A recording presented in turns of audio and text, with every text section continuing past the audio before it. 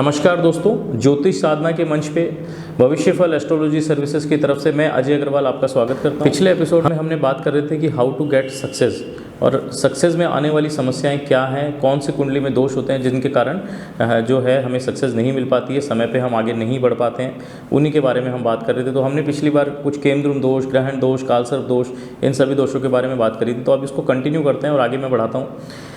मैं आपको बता दूं कि एग्जैक्टली कुंडली के अंदर जिस तरीके से शनि चंद्रमा का योग होता है, उसी तरीके से राहु चंद्रमा का दोष होता है, उसी तरीके से केतु चंद्रमा का दोष होता है, उसी तरीके से मंगल शनि का दोष होता है, अंगारक योग भी से बोलते हैं, सूर्य केतु का दोष होता है। ये सारे कुंडली के अंदर अगर इनका किसी भी तरीके से 9th हाउस के साथ या 5th हाउस के साथ कनेक्शन हो जाए तो इसका मतलब ये है कि आपके पास्ट लाइफ में, पिछले जन्म में कुछ इस तरीके की समस्याएं रही है जिनके कारण किसी न किसी कारण से आपको दोष लगा है और वो दोष इस जन्म में आपको कैरी फॉरवर्ड हुआ है और वो दोष के कारण आपकी कुंडली में इन नेगेटिव प्लैनेट्स की युति बनी है।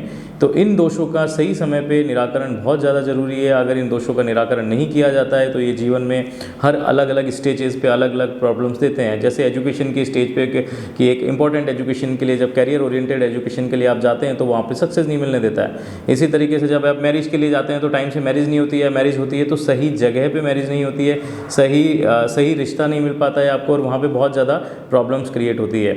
इसी तरीके से जब आप संतान के लिए जाता है तो संतान में बाधा बनती है, संतान देर से होती है, तो ये सब समस्याएं आती है। तो इन सब समस्याओं से बचने के लिए इनका समय पे निराकरण, सबसे पहले तो इनका आइडेंटिफिकेशन जरूरी है कि एग्जैक्टली कुंडली में प्रॉब्लम क्या है। तो आज की तारीख के अंदर मैं आपको बताऊं कि जिस तरीके से अभी गोचर के अंदर चल रही है प्रॉब्लम्स और अभी शनि मकर राशि के अंदर वापस से 17 जुलाई से वक्री हो गए हैं, जो 17 जनवरी 2023 तक मकर राशि में वक्री चलेंगे, गुरु 27 नवंबर तक वक्री चलेंगे। कोई भी प्लानेट अगर वक्री हो जाता है तो उस समय पे वो जिस हाउस में वक्री हुआ है उस हाउस से रिलेटेड रिजल्ट्स को निगेट करता है वो। तो ये लोगों के मन में विचार आता है कि आज हम न्यूज़पेपर में पढ़ते रहते हैं कि ये ग्रह वक्री हो गया तो ये क्या होगा, हमारी कुंडली के अंदर ये किस तरीके से प्रभाव देगा।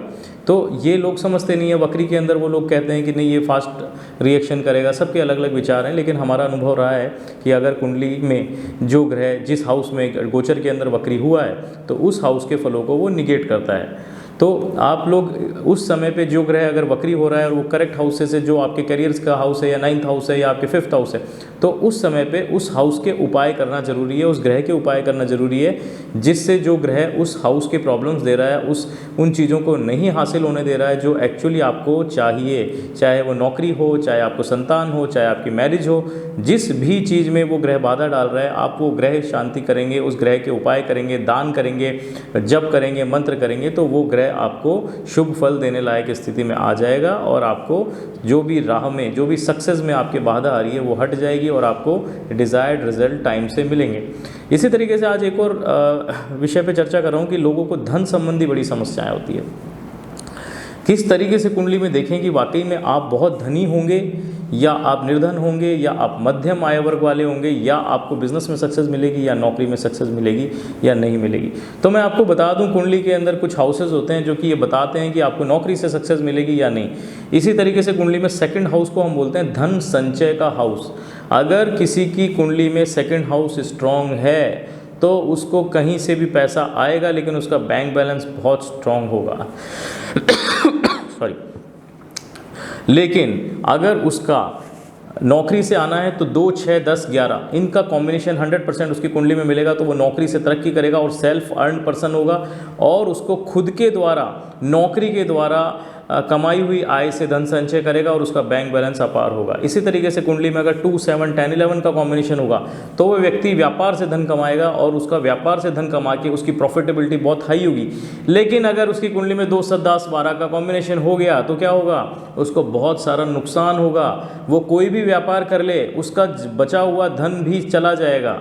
अगर उस 2, 7, 10 का कॉम्बिनेशन 12th के साथ हो जाए तो ऐसे व्यक्तियों के लिए समाधान बहुत अच्छा है कि वो अपने बर्थ प्लेस पे काम नहीं करके अपने बर्थ प्लेस से कम 400-500 किलोमीटर दूर जाके काम करेगा, तो वहाँ पे वो लॉसेस उसके कम हो जाएंगे और उसको प्रॉफिट मिलने की संभावना बढ़ जाएगी। लेकिन अगर वो बर्थ प्लेस पे ही काम करता रहता है तो उसका लगाया हुआ सारा पैसा डूब जाएगा, उसको इतना नुकसान होगा कि वो सब बिजनेस के अंदर वो अगला बिजनेस भी नहीं कर पाएगा। तो इसी तरीके से कुंडली के अंदर कुछ दोषाज होते हैं तो उनका प्रैक्टिकल सॉल्यूशन भी अवेलेबल है। इसी तरीके से अगर कुंडली में 5वां घर आपका खराब है तो आपकी इंटेलेक्चुअलिटी को प्रॉब्लम देता है, इसके अलावा आपकी स्पेकुलेशन एक्टिविटीज़ को प्रॉब्लम देता है, आपकी संतान को के होने में देरी करता है, और आपको जो है वो हमेशा विजडम का प्रॉब्लम रहेगा, आप राइट टाइम पे सही डिसीजन नहीं ले पाएंगे।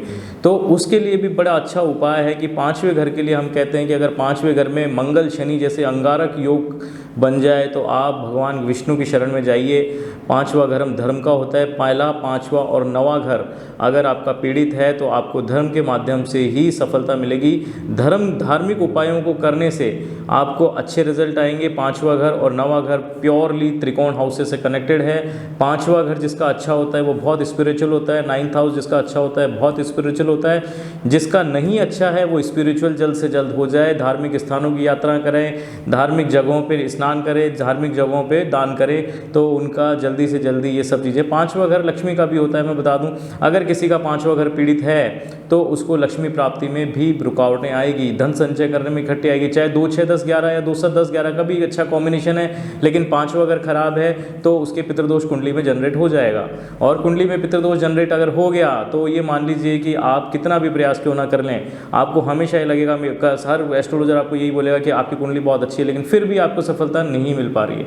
तो ये कुछ हाउसेज हैं जो ये देखना जरूरी है समय समय पे कि एग्जैक्टली आपकी कुंडली में प्रॉब्लम क्या है। तो जितना जल्दी आप ये समझ लेंगे और जितना जल्दी उनका निराकरण कर लेंगे उतनी ही जल्दी आपको सफलता मिलनी शुरू हो जाएगी।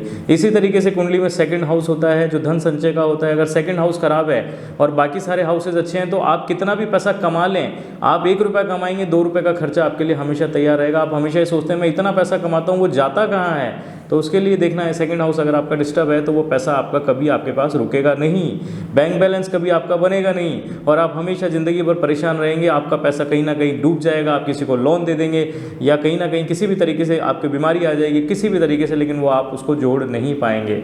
तो 2nd हाउस का नैसर्गिक कारक ग्रह होता है गुरु। तो जिसकी भी कुंडली में 2nd हाउस खराब है, जिसकी भी कुंडली के अंदर, तो आप प्राइमरी हाउस यानी हम काल पुरुष की कुंडली के अंदर 2nd हाउस जो होता है हम उसको गुरु का हाउस बोलते हैं। गुरु के हाउस की गुरु की रेमेडीज से अगर आप गुरु की रेमेडीज करते हैं तो 2nd हाउस बहुत जल्दी आपका अच्छा हो जाएगा और अच्छा होने के बाद में आपको शुभ परिणाम देंगे। आपके खर्चे कम हो जाएंगे, आपके ऊपर आपको अपने खर्चों पर नियंत्रण हो जाएगा और आपको धन संपत्ति जो आपकी बच नहीं पा रही है, जो कमाई में हम बोलते हैं बरकत नहीं हो पा रही है, वो बरकत होने लग जाएगी। तो गुरु के लिए बहुत साधारण से छोटे छोटे से उपाय हैं। आप केसर का तिलक अपनी नाभि, आपके जबान और आपके मस्तक पे आप डेली अप्लाई करेंगे। इसके अलावा चने की दाल और गुड़ आप रोटी के ऊपर डाल के गाय को खिलाएंगे। और इसके अलावा आप 43 दिन तक लगातार चने की दाल अगर शिव मंदिर में आप दान करते हैं तो आपका गुरु धीरे धीरे शुभ परिणाम देने लग जाएगा। मैं बता दूं आपको, ज्योतिष कभी भी कोई तरह का चमत्कार या कोई तरह का जादू नहीं है। जितने भी उपाय करेंगे उनमें समय लगेगा, लेकिन ज्योतिष के अंदर किए गए उपायों से जो परिणाम आते हैं वो परिणाम बहुत लॉन्ग टर्म होते हैं, लंबे समय तक काम करते हैं और आपको लंबे समय तक फ़ायदा देते हैं। तो ज्योतिष से आप किसी भी तरह के कोई चमत्कार की उम्मीद ना करें और आप भगवान के ऊपर विश्वास करें। ज्योतिष एक ऐसा विषय है, ऐसा एक रास्ता दिया है भगवान ने।